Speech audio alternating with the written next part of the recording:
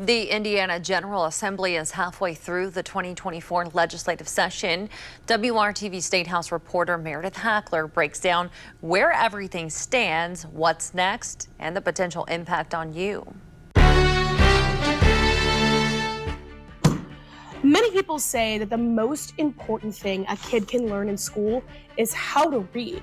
But third graders in Indiana are having a hard time doing that.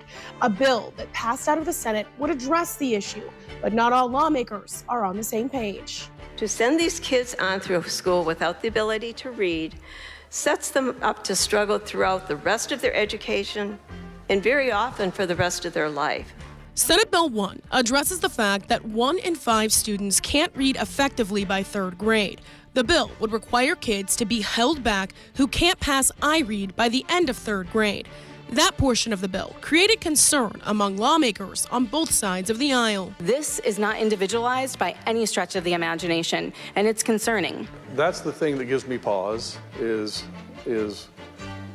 does it have a stigma on young people that we could address in some other way? But holding back a child would be a last resort. The bill would require that the iRead test, which measures how well kids can read, be taken in second grade. If they pass it in second grade, they won't have to take it in third grade. If they don't pass, students will be given the option for summer school and get extra support during their third grade year. If that doesn't work, an individualized reading plan is the next step.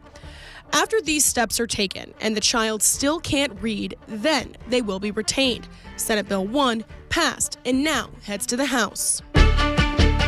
One bill that died in the House this week would have addressed Medicaid needs. House Bill 1386 had amendments on it from Democrats that would have not allowed cuts to a program that helps families with disabled kids be paid to take care of them.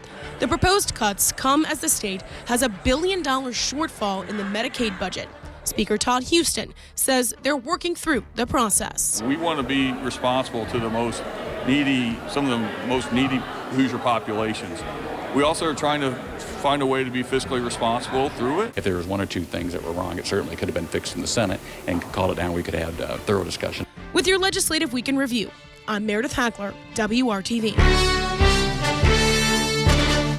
One bill that died this week would have required the safe storage of firearms. Next week, a bill banning dedicated lanes for bus lines is likely to dominate the conversation in the House.